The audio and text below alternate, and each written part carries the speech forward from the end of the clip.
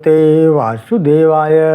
जय जय सूर्यनायक जन सुखदायक प्रणत पाल भगवंता।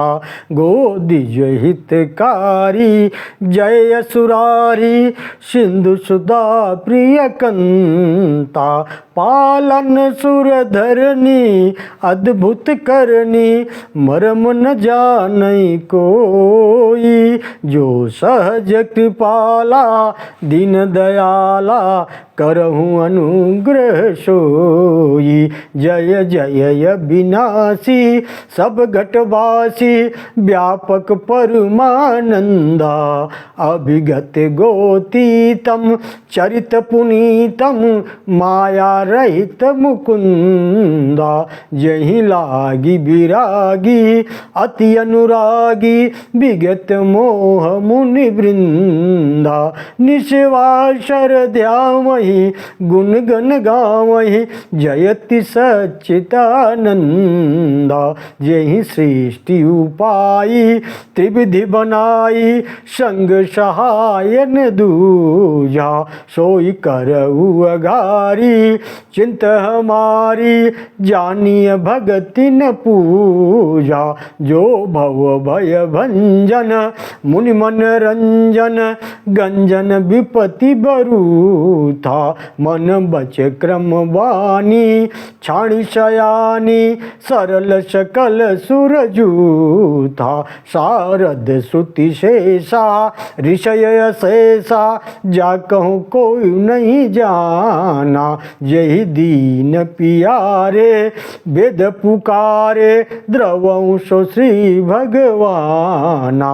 भव बारिधि मंदर सब विधि सुंदर गुण मंदिर सुख पुंजा।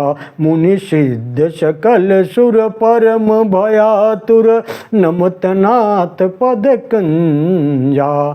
जानिय भय सुर भूमि मुनि सुनी बचन समेत स्नेह गगन गिरा गंभीर भई हरनि शोक संदेश। या बलरामचंद्र की जय। कर प्रहलाद जी समुद्र के चरणों पर गिर पड़े। तब समुद्र ने उनको शीघ्र ही उठाकर कहा, हे योगेंद्र, आप तो सदा ही अपने हृदय में भगवान का दर्शन करते रहते हैं। इन नेत्रों से भी देखना चाहते हैं तो उन भक्तवत्सल भगवान का स्तुति कीजिए। यह कहकर समुद्रदेव अपने जल में प्रविष्ट हो गए। समुद्र के चले जाने पर प्रहलाद जी रात्रि में वहाँ अकेले ही रहकर भगवान के दर्शन के लिए एक असंभव कार्य मानते हुए श्री हरि की स्तुति करने लगे।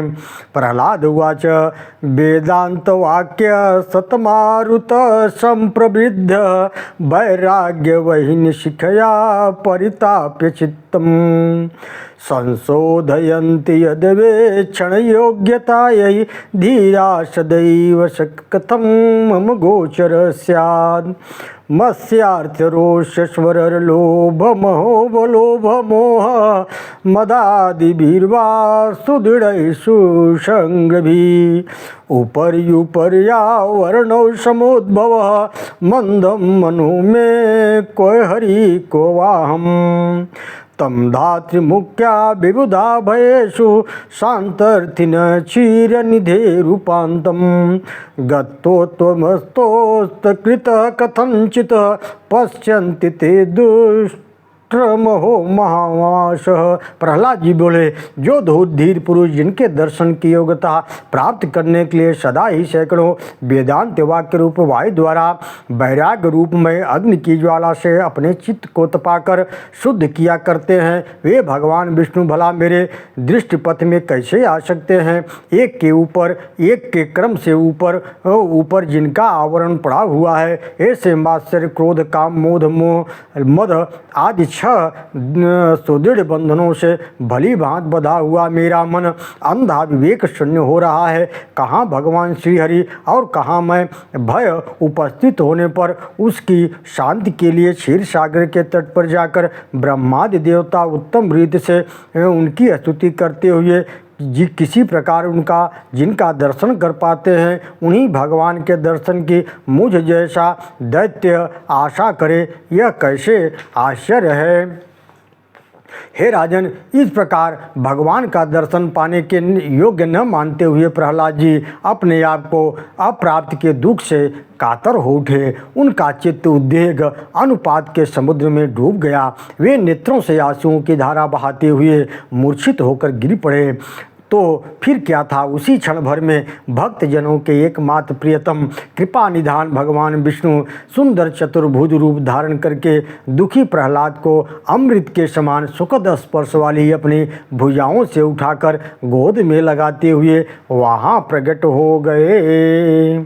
भगवान के अंग स्पर्श से होश में आने पर प्रहलाद ने सहसा नेत्र खोलकर भगवान को देखा। उनका मुख प्रसन्न था, नेत्र कमल के समान सुंदर विशाल थे, भुजाएं बड़ी बड़ी थी, यमुना के जल के समान से उनका शरीर श्याम था। वे परम तेजस्वी अपरिमित ऐश्वर्यशाली थे। गदा, शंख, चक्र, पद्म आदि सुंदर चिन्हों से पहचाने जा रहे थे। इस प्रकार अपने को अंग में लगाए हुए भगवान को खड़ा देखकर प्रहलाद भय, विस्मय और हर्ष से कांप उठा। वे इस घटना को स्वप्न में ही समझते हुए सोचने लगा, स्वप्न में भी मुझे पूर्ण काम भगवान का दर्शन तो मिल गया। यह सोचकर चित्त हर्ष के महासागर में गोता लगाने लगा। वे पुनः स्वरूपानंद मई मूर्छा को प्राप्त हो गए। तब भक्तों के एकमात्र बंधु भगवान पृथ्वी पर ही बैठ गए और धीरे धीरे उन्हें हिलाने लगे। स्नेहमयी माता की भांति प्रहलाद के गात्र का स्पर्श करते हुए उन्हें बार बार छाती से लगाने लगे। कुछ देर बाद प्रहलाद ने भगवान के सामने आंखें खोलकर जगदीश्वर को देखा। फिर बहुत देर तक के बाद अपने को भगवान लक्ष्मीपति की गोद में सोया हुआ अनुभव करके वे भय व आवेग से युक्त हो सहसा उठ गए तथा भगवान प्रसन्न हुए। बार बार कहते उन्हें साष्टांग प्रणाम करने के लिए पृथ्वी पर गिर पड़े। बहुत समय घबराहट के कारण अन्य स्तुतियों का स्मरण न हुआ। तब गदा, शंख और चक्र धारण करने वाले दयानिधि भगवान ने प्रहलाद को अपने भक्त भयहारी हाथ से पकड़कर खड़ा किया। भगवान के कर कमलों का स्पर्श होने से अत्यंत आनंद के आंसू बहाते हुए कांपते हुए प्रहलाद को अधिक आनंद देने के लिए प्रभु ने उन्हें सांत्वना देते हुए कहा, सभयम सा भ्रमं वत्स मद्गर कृतं त्वज नैवं विप्रियो मे भक्तेषु स्वाधीन प्रणयी भव नित्यं संपूर्ण कामस्य जन्मनानि विविधानि मे भक्त सर्वेष्ट दानादय तस्मात् किंते प्रियम वद। हे वत्स, मेरे प्रिय गौरव बुद्धि होने वाले इस भय और घबराहट को त्याग दो। मेरे भक्त हो, मैं तुम्हारे समान कोई भी मुझे प्रिय नहीं है। तुम स्वाधीन प्रणयी हो जाओ, अर्थात यह समझो कि तुम्हारा प्रेमी मैं तुम्हारे वश में हूँ। मैं नित्य पूर्ण काम हूँ। भक्तों को समस्त कामनाओं को पूर्ण करने के लिए मेरे अनेक अवतार हुआ करते हैं। अतः तुम भी बताओ, तुम्हें कौन सी वस्तु प्रिय है।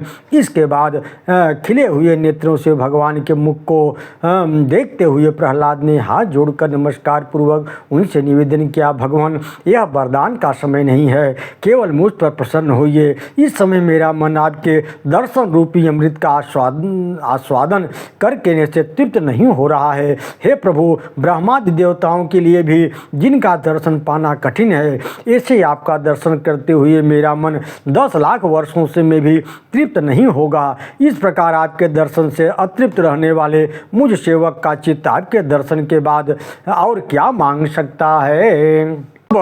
मुस्कानमयी सुधा का स्रोत बहाते हुए उन जगदीश्वर ने अपने परम प्रिय भक्त प्रहलाद को मोक्ष लक्ष्मी संयुक्त सा करते हुए उससे कहा, हे वत्स, यह सत्य है कि तुम्हें मेरे दर्शन से बढ़कर दूसरा कुछ भी नहीं प्रिय नहीं है, किंतु मेरी इच्छा है कि तुम्हें मैं कुछ दे दूं। अतः तुम मेरा प्रिय करने के लिए ही मुझसे कुछ मांग लो। तब बुद्धिमान प्रहलाद ने कहा, हे देव, मैं जन्मांतरों में भी गरुण जी के भांति आपके ही भक्ति रखने वाला आपका दास हो जाऊं। यह सुनकर भगवान ने कहा, यह तो तुमने मेरे लिए कठिन समस्या रख दी है।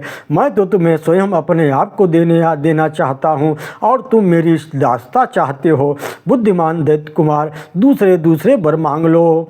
प्रहलादोपि पुनः प्राह भक्त काम प्रदम हरिम प्रसिद्ध शास्तु में नाथ तो भक्ति सात्विकी स्थिता। तब भक्त प्रहलाद ने भक्तों की कामना पूर्ण करने वाले भगवान विष्णु से कहा, हे नाथ, आप प्रसन्न हो। मुझे तो यही चाहिए कि आप में मेरी सात्विक भक्ति सदा स्थिर रहे। यही नहीं, इस भक्ति से युक्त होकर मैं आपका हमेशा स्तुति करता किया करूं, आपके ही परायण रहकर सदा नाचा करूं। भगवान ने संतुष्ट होकर प्रिय भक्त प्रहलाद से तब कहा, हे वत्स, तुम्हें जो भी अभिष्ट हो वह सब प्राप्त हो, तुम सुखी रहो। एक बात और है महामते, यहाँ से मेरे अंतर ध्यान हो जाने पर भी तुम खेद न करना। मैं अपने परम प्रिय स्थान क्षीर सागर की भांति तुम्हारे शुद्ध चित्त से कभी अलग न होऊंगा। तुम 2-3 दिनों के बाद मुझे दुष्ट हिरण्यकश्यपु का वध करने के लिए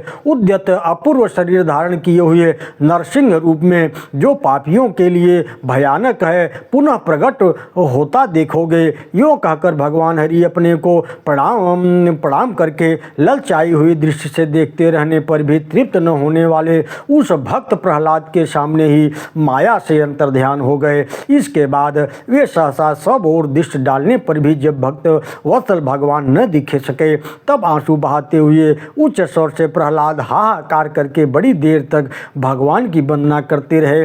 फिर जब प्रातः काल जगे हुए जंतुओं की वाणी सब और सुनाई देने लगी, तब बुद्धिमान प्रहलाद समुद्र तट से उठकर अपने नगर को चले गए। इसके बाद दैत्य नंदन प्रहलाद जी परम प्रसन्न होकर के संसार में सब और भगवान का ही दर्शन करते हुए भगवान एवं मनुष्य की गति को भली भांति समझते हुए रोमांचित होकर धीरे धीरे गुरु के घर में चले गए। ओम नमो भगवते वासुदेवाय।